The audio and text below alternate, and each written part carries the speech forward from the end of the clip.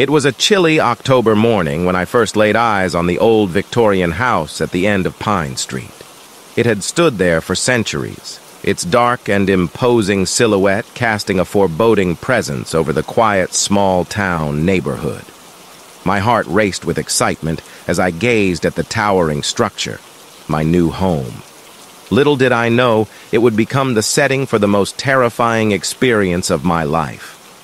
I had recently moved to this town, seeking solitude and a fresh start after a painful breakup. The house, a sprawling mansion with a history shrouded in mystery, seemed like the perfect place to rebuild my life. It was a steal, they said, due to its infamous reputation. Locals whispered tales of strange occurrences, ghostly apparitions, and unsettling sounds that echoed through the halls at night. But I dismissed these stories as mere folklore. I didn't believe in ghosts or anything supernatural. The first night in my new home was eerie. The creaking floorboards and howling wind outside made it difficult to sleep. I tossed and turned in my bed, trying to shake off the feeling that I was being watched. Just my imagination, I told myself. As days turned into weeks, I couldn't ignore the odd happenings any longer. Objects moved on their own, and inexplicable cold spots seemed to follow me from room to room. I even heard whispers in the dead of night, but I couldn't decipher the words. One evening, while exploring the basement, I stumbled upon a hidden door. My curiosity got the best of me, and I opened it to reveal a secret room filled with dusty old books and journals. As I began to read through them, a chilling realization washed over me. The previous owner, a man named Samuel Blackwood, had been obsessed with the occult and had conducted seances and dark rituals in this very house. The whispers I heard at night suddenly made sense, and the cold spots felt like lingering spirits. As weeks turned into months, my life spiraled into a living nightmare. I was no longer alone in the house. The malevolent entities seemed to grow stronger by the day. They whispered threats and taunts, their voices growing louder and more sinister. Sleep became impossible, as I was plagued by night terrors and the feeling of invisible hands gripping my throat. Desperation led me to research exorcism rituals and cleansing techniques, but nothing worked. The house had its claws in me, refusing to let go. One fateful night, I decided I couldn't take it any longer. I gathered the courage to confront whatever lurked within the house. Armed with sage and holy water, I began a cleansing ritual. The spirits didn't take kindly to my intrusion. The temperature dropped dramatically, and the room filled with a malevolent presence. Books flew off the shelves, and the walls seemed to close in on me. I continued the ritual, reciting prayers and chants with every ounce of strength I had left. Suddenly, a deafening roar echoed through the house, and a spectral figure materialized before me. It was Samuel Blackwood himself, twisted and tortured, his eyes filled with hatred. He screamed curses and lunged at me. With all the strength I could muster, I doused him with holy water, and he let out an agonized shriek before dissipating into nothingness. The other spirits followed suit, disappearing one by one, their torment finally coming to an end. The house was finally quiet, and the malevolent energy had lifted.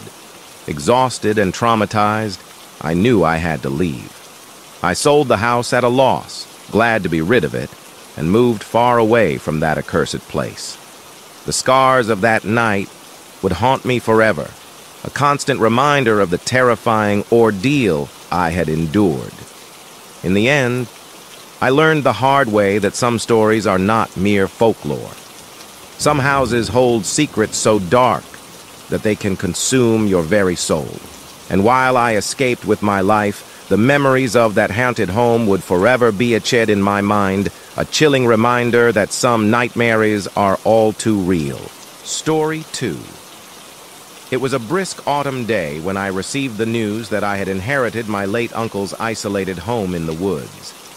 Nestled far away from civilization, the house stood as a weathered relic, surrounded by a thick forest that seemed to close in on it.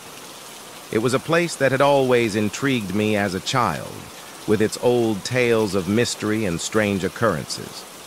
With a sense of excitement and curiosity, I decided to spend a weekend alone in my newly acquired home. Friends and family warned me about the stories of eerie happenings, but I brushed them off as the overactive imaginations of small-town folk. I didn't believe in the supernatural. The drive to the house was long and winding, taking me deeper into the heart of the dense forest. When I finally arrived, I was struck by the isolation of the place. The only sounds were the rustling leaves and the distant chirping of birds. I settled in, feeling a mixture of anticipation and unease. As night fell, the isolation became palpable. The darkness outside seemed to grow thicker, and the silence felt suffocating. But I was determined to prove to myself that there was nothing to fear. In the dead of night, I decided to conduct a séance, partly as a way to dispel any lingering fears and partly out of sheer curiosity. I had read about séances and watched countless movies, but I had never attempted one myself. I lit candles and positioned them around the room, their flickering flames casting eerie shadows on the walls. I placed my hands on a makeshift Ouija board, a piece of cardboard with letters and numbers drawn on it. With bated breath, I called out to any spirits that might be present. At first, nothing happened. I began to feel foolish, thinking I had succumbed to superstition. But then, the planchette started moving. Slowly at first, spelling out words that sent a shiver down my spine. The messages were cryptic and unsettling. They spoke of forgotten secrets buried deep within the house and the restless souls that wandered its halls. I felt a growing unease as I realized that the messages were eerily accurate, revealing details about my uncle's past that I had never known. As I continued the séance, the atmosphere in the room grew colder, and the candles flickered wildly. The planchette moved with increasing urgency, spelling out ominous warnings and demands. I began to suspect that I had opened a door to something beyond my understanding. The room seemed to come alive with supernatural energy. Objects moved on their own, and the temperature plummeted. Whispers filled the air, and I could feel a presence in the room with me, though I saw nothing. Terrified, I attempted to end the séance, but the planchette refused to move away from the board. The messages grew more frantic, and the spirits seemed enraged. I was trapped in a nightmarish ritual that I couldn't control. Part 6. The Descent. As the night wore on, I could no longer deny the reality of the supernatural. The spirits, angry and vengeful, began to manifest in ghastly forms. They circled me, their ethereal figures glowing in the darkness, their mournful wails echoing in my ears. I pleaded for release, but the spirits showed no mercy. They were trapped, and they wanted me to suffer as they had. I realized that I had unwittingly invited them into my world, and there was no escape. Part 7. The Escape. With the first light of dawn, the malevolent presence finally relented, and the room grew calm. I hastily closed the séance, ending the nightmarish ordeal. Weak and trembling, I left the house, vowing never to return. The experience had shattered my disbelief in the supernatural, leaving me with a profound fear of the unknown. The isolated home that had once intrigued me had become a place of terror, a reminder that some doors should never be opened, and some mysteries are best left unsolved.